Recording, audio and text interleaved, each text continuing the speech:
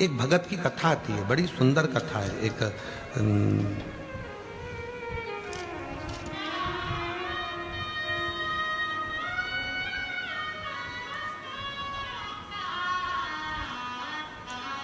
वीरशैव संप्रदाय में एक संत हुए, अल्लम प्रभु।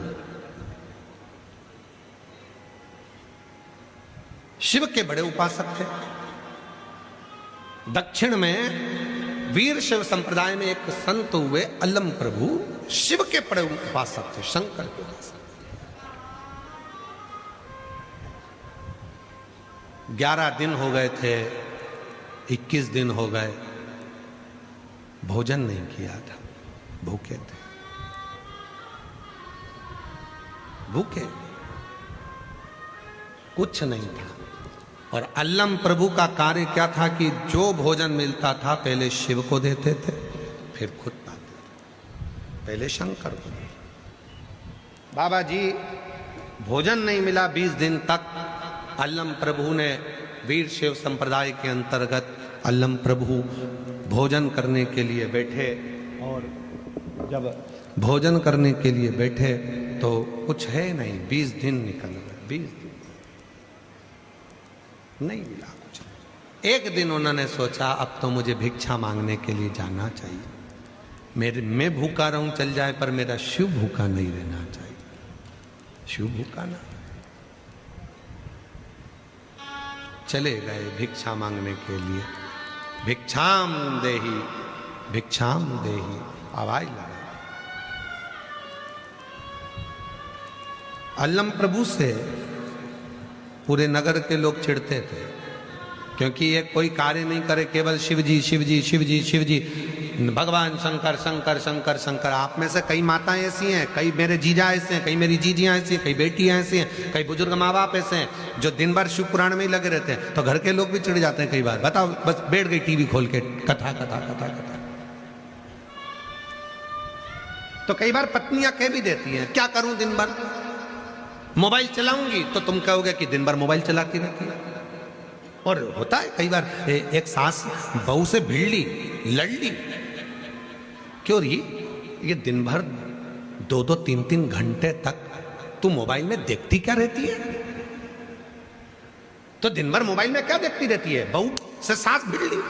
तो बहू ने कहा, मम्मी कुछ सीख रही है। क्या सीख रही है? सास से कैसे निपटा जाए।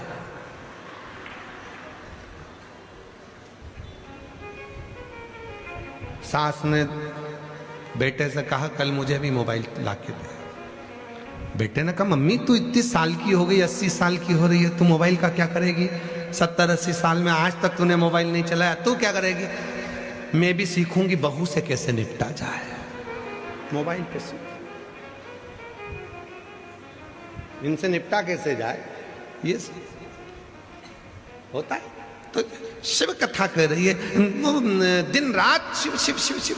कई माताएं ऐसी हैं जिनको कथा के बिना नींद नहीं आती। 5-10 मिनट जब तक वो कथा नहीं सुन ले तब तक उसे नींद नहीं आ। जब तक वो दिन में एक बार कुबेरेश्वर बाबा को नहीं देख ले, एक बार शिव पुराण की कथा भले 1 मिनट की सुने, पर जब तक उसके कानों में आवाज नहीं चली जाए तब तक उसको आनंद नहीं आता। कई माताएं ऐसी, कई भाई ऐसे, कई बेटियां ऐसी, कई बेटा ऐसे, वो सुने बिगड़ जाते नहीं। अब अल्लम प्रभु शिव शिव शिव शिव जपते, तो गांव के लोगों ने आज उनको भोजन नहीं दिया, भूखे 20 दिन निकल गए, कुछ ना मिला। अल्लम प्रभु एक बुढ़िया के दरवाजे पर, बुढ़िया, और अल्लम प्रभु ने बुढ़िया के यहां जाकर आवाज लगाई, माँ, ओ माँ, भिक्षाम दे, भूख लगी है माँ। बुढ़िया ने हाथ जोड़कर कहा, बाबा जी 3 दिन से मैंने कुछ नहीं खाया। अल्लम प्रभु ने कहा, 3 दिन पहले क्या खाया था? रोटी थी एक 4 दिन पुरानी, और मिर्ची तोड़कर लाई थी, उसको पीस कर नमक डालकर उस मिर्ची की चटनी बनाई थी। मिर्ची की चटनी है क्या? नहीं। पुरानी रोटी है क्या? नहीं। वो मिर्ची का सिलबट्टा जिस पर तूने चटनी पीसी थी वो पत्थर है क्या?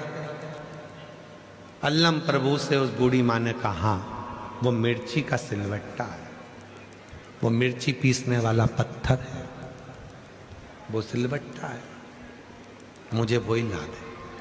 पत्थर? हाँ, बहुत भूख लगी है, वही ला दे। पत्थर? हाँ। गई, जिस मिर्ची को पीसती थी वो पत्थर से, उसमें मिर्ची की चटनी लग रही थी, वो मिर्ची लग रही थी, और वो सिलबट्टा लाकर अल्लम प्रभु को दिया। अल्लम का रोज का नियम था, जब तक भगवान को नहीं खिलाता था कुछ नहीं खाता था। सिलबट्टा लेकर गया, पानी में धोया, शिव जी को दिया, और फिर वही पानी मिर्ची का अल्लम प्रभु पी गए, चाट लिया।